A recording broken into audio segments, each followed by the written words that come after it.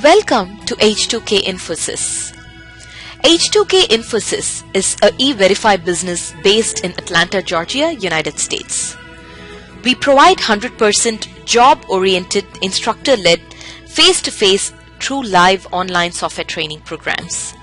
It also includes access to cloud test lab with software tools. We provide live project for you to work on.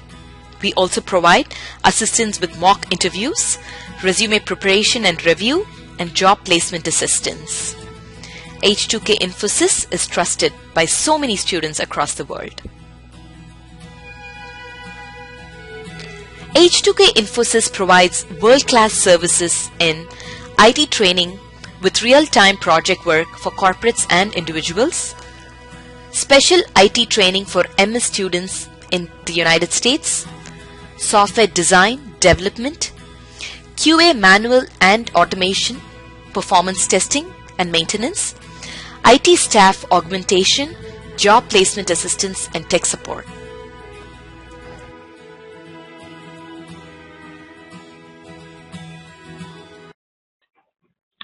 Okay, in today's class, we'll discuss a continuation for JAXB, you can say. We'll discuss about web services, which will depend on the JAXB framework only.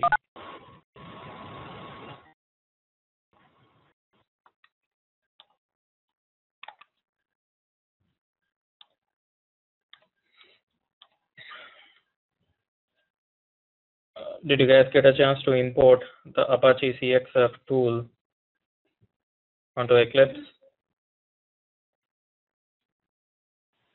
Yes, I got it in, Chris. Yeah, I got your mail today. All right, thanks. Okay, try to configure the Apache CXF with Eclipse. You just need to perform only 2-3 steps. Go to Preferences, go to CXF 2.x, and then click on Add. Browse to the location of your Apache CXF download place. These two will get populated automatically. And once after that, select this checkbox, go to Endpoint Config, and change this to Use CXF Servlet. Finally, click on OK. Follow the document and configure Apache CXF. Yesterday, we have discussed about the JAXB framework, which will be used to convert from XML format XML to Java object, and also Java object to XML representation.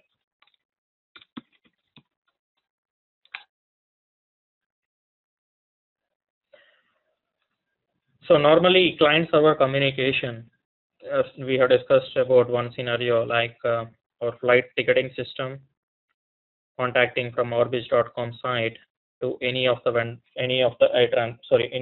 airline providers. So the orbis.com site, probably it was written in PHP code, and the ATRAN, it was written in Java language, and Delta, it was written in .NET language. So we need a platform-independent language because we can't communicate just like our web communication. We can't go ahead and use to communicate between Orbis and ATRAN. This is a business-to-business communication. So Orbis is just like a client for ATRAN who will be going to provide the service. Service nothing but whatever the information that was requested by orbis.com website. Not only orbis.com website. We can have plenty of vendors for each and every service provider. So currently you can say ATRAN, Delta, those are all, you can call them as service providers because they are going to provide the service and expose that to external world, just like orbis.com, or you can say Priceline, Kayak, or any of these vendors. So to communicate over the web, see currently the client and server, they are not going to reside on the same machine. Client will be available. Orbis.com, I can open at my level, my system, or someone else can open from their corporate system or public domain they can open. But ultimately, they're going to contact one external system, which is atran.com. So the atran.com is available over the web. And Atran, what it will do is, I'm not interested to contact each and every vendor. I'll just expose one service,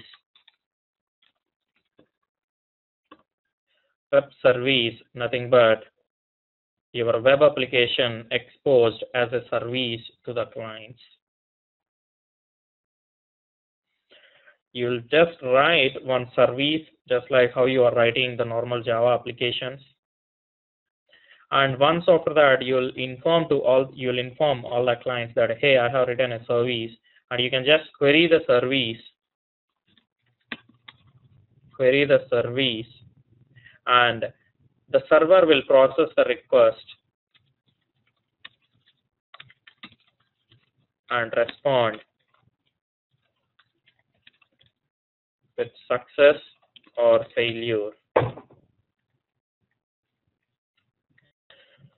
So normally,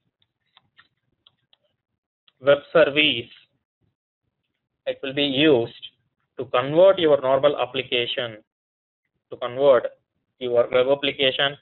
Until now, we are working on solids, JAXB, struts, or any kind of stuff. Those are web applications only. So your web service will convert or publish your web application as a service to the rest of the world.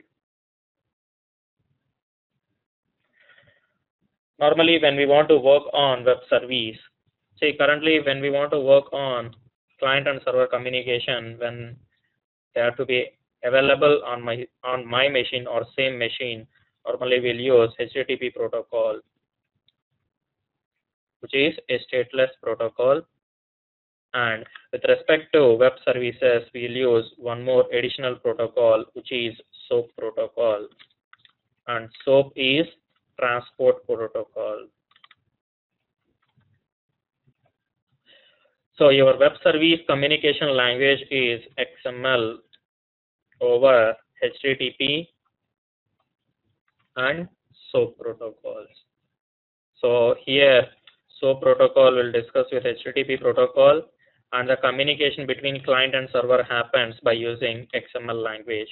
The reason for that is XML is the platform independent or platform neutral language. So whenever we are working on the web service means, we need to know three elements. The first one is SOAP, which is a transport protocol, and the next one is WSDL,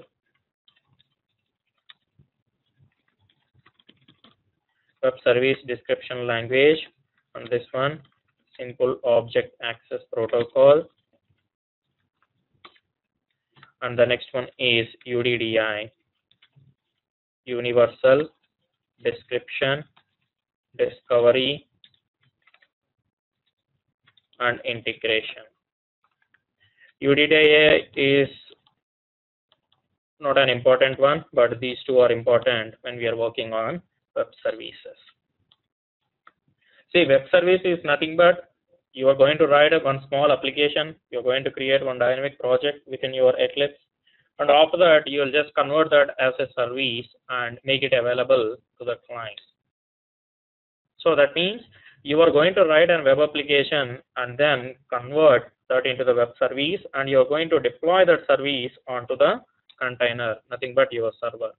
So the additional step that you are going to perform is converting your web application into a web service. And after that, everything will be same, just like how you did the deployment to your server.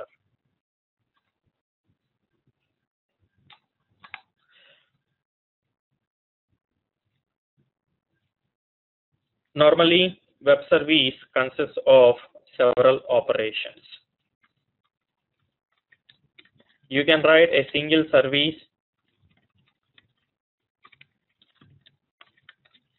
within your service. You can have different operations. Operations, nothing but you can say individual methods in terms of Java code. See, currently we are only interested to write the service in terms of Java code. So normally when you write a class, you can think the web service as a class, and we have mentioned that there are several operations, and you can just imagine that those operations are just like your individual methods that are available within your class file.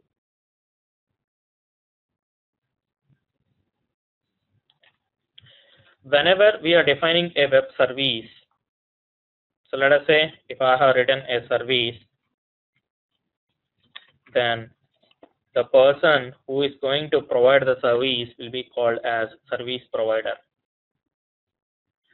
Service provider will be going to publish the service to the rest of the world.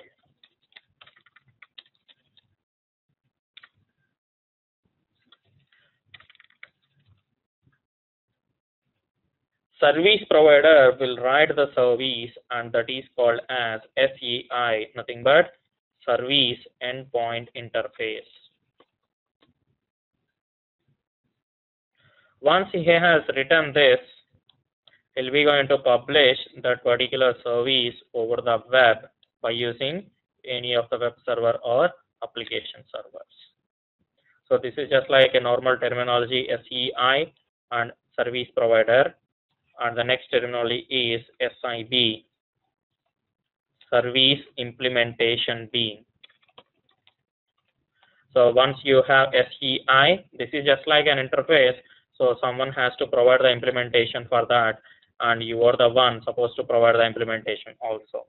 So that means first you are defining the standards, and once after that you are going to provide the implementation for the standard, and you are going to expose the interface, the standard, over the web, and during the communication it will follow the interface inheritance hierarchy, and the implementation will get called, and it will provide the definition for that.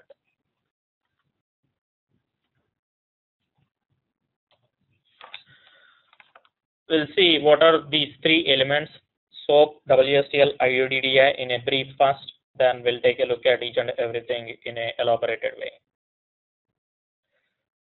SOAP is a transport protocol which is used between the client and server. So when we have discussed yesterday, client and server was supposed to communicate by using XML communication. So that means the XML has to be sent to the server, and in the same way, once a response has generated, it was supposed to be sent back to the client. So your SOAP was designed to communicate over the internet, and it is also used to exchange the information over HTTP protocol.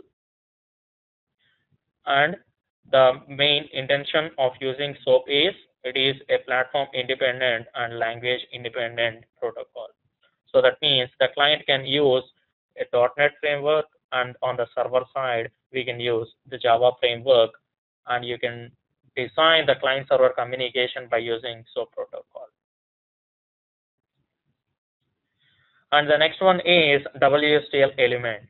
WSTL, abbreviation for that is Web Services Description Language. As the name suggests, Web Services Description Language. The purpose of WSTL is to describe how the client and server will be going to communicate. So what is the request message that we are supposed to send?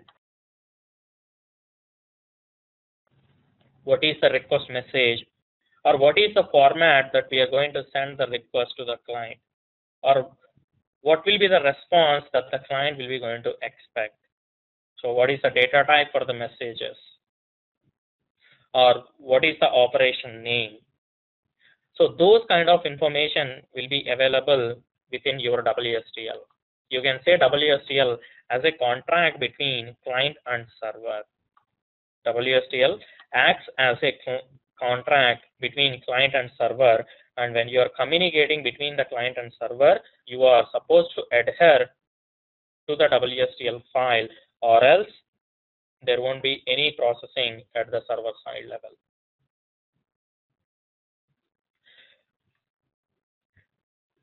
And the second usage of WSDL is, let us say Atran has provided a service, and once after that Atran was supposed to inform, let me write that one. Let us say Atran has created a method get flight details, and get flight details accept 4 parameters: source, destination, start date, return date.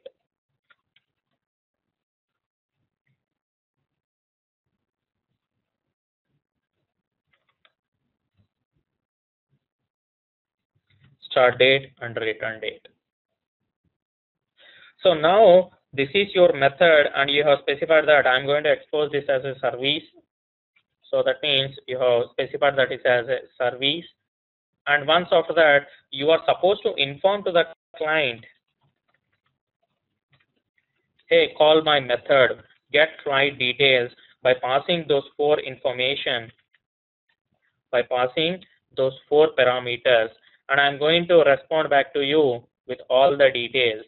Let us say this will return some kind of flight information object. So the client was supposed to know that he was supposed to call a method get flight details, and he was supposed to pass 4 parameters, and he'll get the response in terms of flight information. So this information, see, if at all, if the client and server resides on the same machine, the client will be able to understand the format of the message and also the number of parameters that he was supposed to send. But currently, we are discussing over the web. That means the client resides on some other state and the server resides on some other state.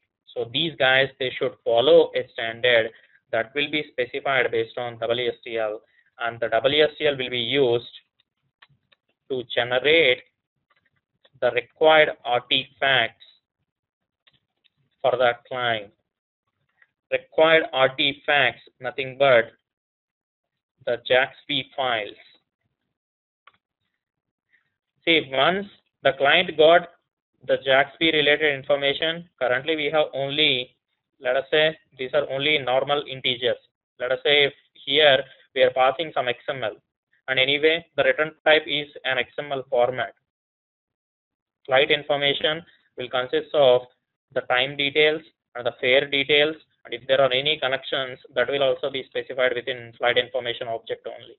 So ultimately the object will be returned as an XML format, and from the client he was supposed to access based on flight information object but not based on the XML. So someone has to convert that by using JAXB files.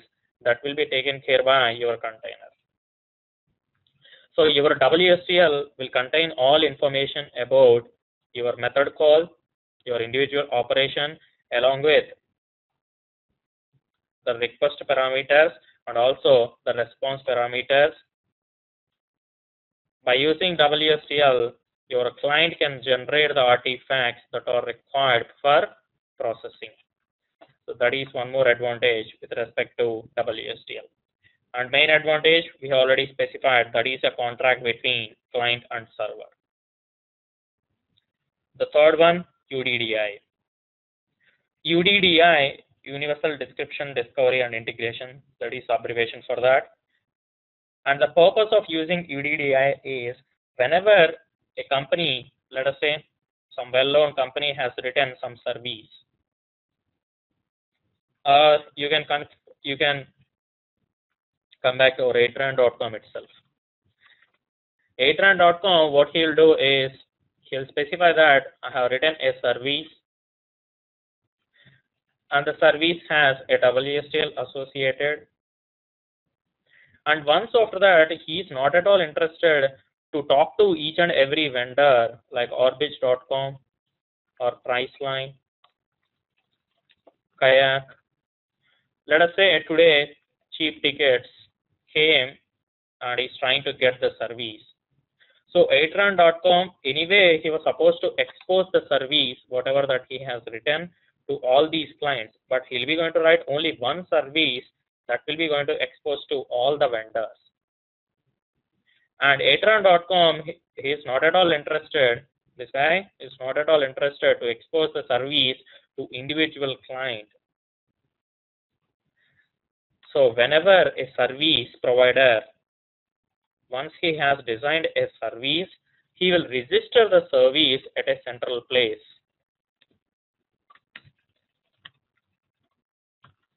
At a central place. When vendors are trying to contact any of the service providers, this guy, Orbis or Priceline, it's not required for him to directly contact the service provider. He can go and search in a directory where all the service providers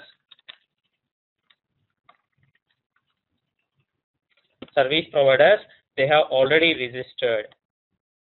So that means it will just act as a middleware between the service provider and clients. So whenever this guy, let us say cheap tickets, today he came and he just want to get the service from Atran. So what he will do is he'll just go and verify in the UDDI based on some name or some search criteria in the UDDI registry and verifies for Atran.com's service provider. So then he will find some information corresponding that, and he will get the WSDL, which is a heart of web service communication.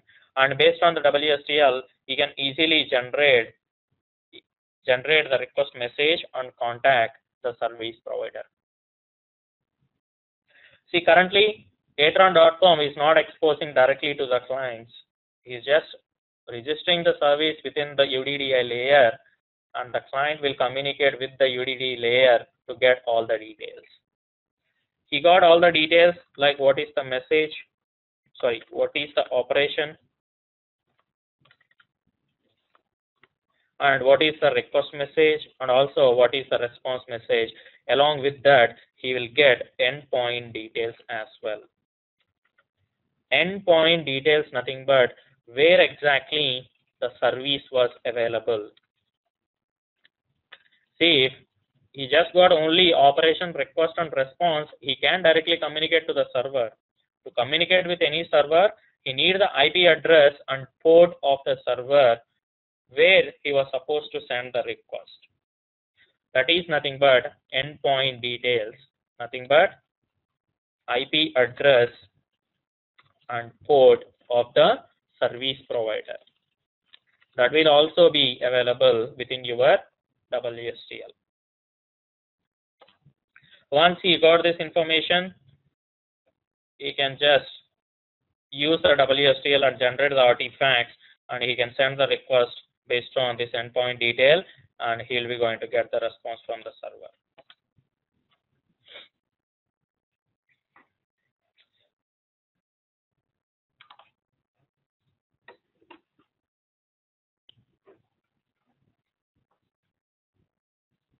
Now we have discussed about three elements: SOAP, WSDL, and UDDI. Normally, how these three elements will be related? In the sense, whenever a client wants to contact a service, what are the steps that will be going to perform?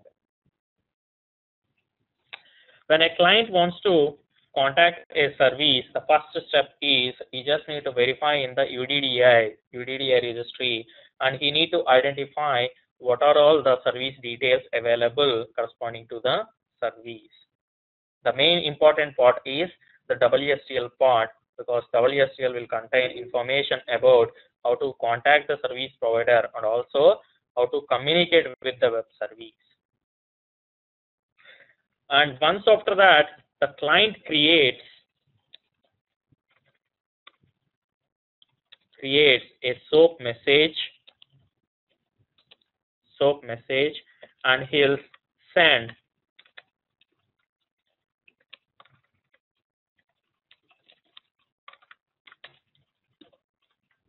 client creates a SOAP message and he will communicate with the server. Currently, we are saying that here client creates a SOAP message, but SOAP is a hidden layer. That means, as a developer, it's not required for you to work at the SOAP level. You can just create the request message and automatically your container will add the SOAP layer to your message, and then it will send the request to the server. See, SOAP is also based on XML language only. So SOAP message also, it will be specified in terms of XML namespaces and also XML elements. SOAP is just like wrapper around your request or response objects.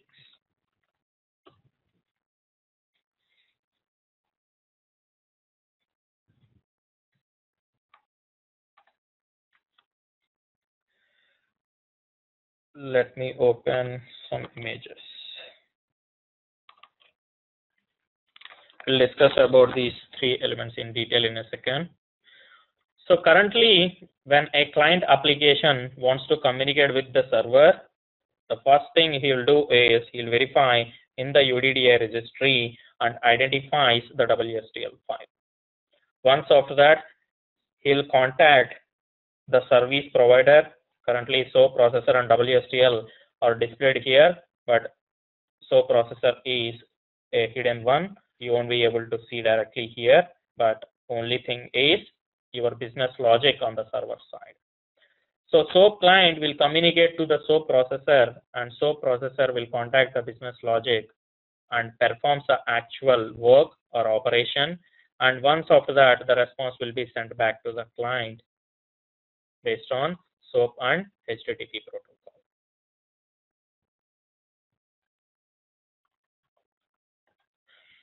And here we have mentioned about UDDI layer as well. Or else let us come back to SOAP first, then we'll discuss about UDDI in a second. See, currently you can see that your normal XML, see, until now we are discussing about employee format. So this is our employee XML, which got generated by our JAXB framework. Let us say our marshalling object, converting object to XML format has created this XML, employee, name, street, city, state, and zip code. So this is a normal plain XML which we want to send it to the server. Once you have sent this information, let us assume that the server will create an address object in the memory, and this will store all this information. So once you have prepared this message, and when you are trying to contact the server, we have mentioned that your SOAP message will be a wrapper for your XML file. SOAP message will start with a root element called SOAP envelope. See, this is your actual XML. SOAP message consists of SOAP envelope as the root element, and it consists of header and body part. This is the body element. Envelope will consist of header or body, and within your body, your XML will be specified. So your body part will contain the actual XML that you want to send it to the server, and your header part will consist of all the authentication and authorization information. See, you have exposed one service. Let us say Etron.com has exposed one service, and he just need to identify who is the vendor that will be going to communicate to the service provider. That's the reason normally the service providers will provide some authentication or authorization keys to them, and they will inform to those guys that whenever you are sending messages, send the authorization keys within your header element. If the authorization fails, the service provider won't process the message, and he will respond back with SOAP fault message. The SOAP fault message will be specified within your body itself. So your body contains either the actual XML format, or else it can contain your SOAP fault. but at any point of time, it's just like either or choice, either your normal XML or your SOAP vault elements.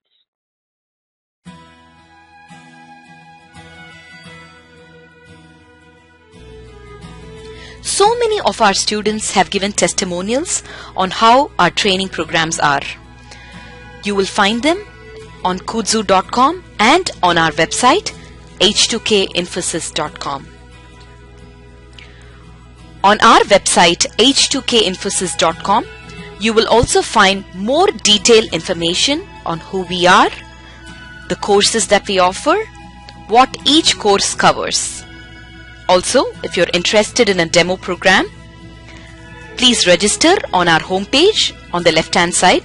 Just give us more information about yourself and we will send you a link for a demo class. The demo class is absolutely free. Experience our commitment by just attending an orientation workshop at no cost. Our team of faculty and advisors are here to guide you with the right information.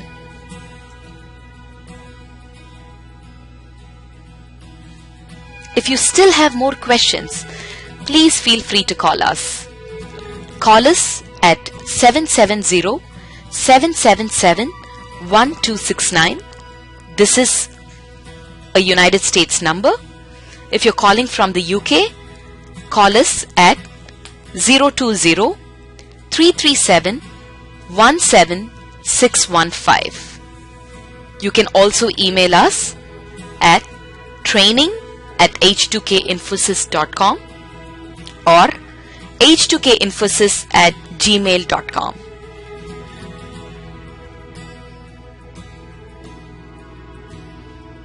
Thank you for watching our videos. We wish you a great career in information technology.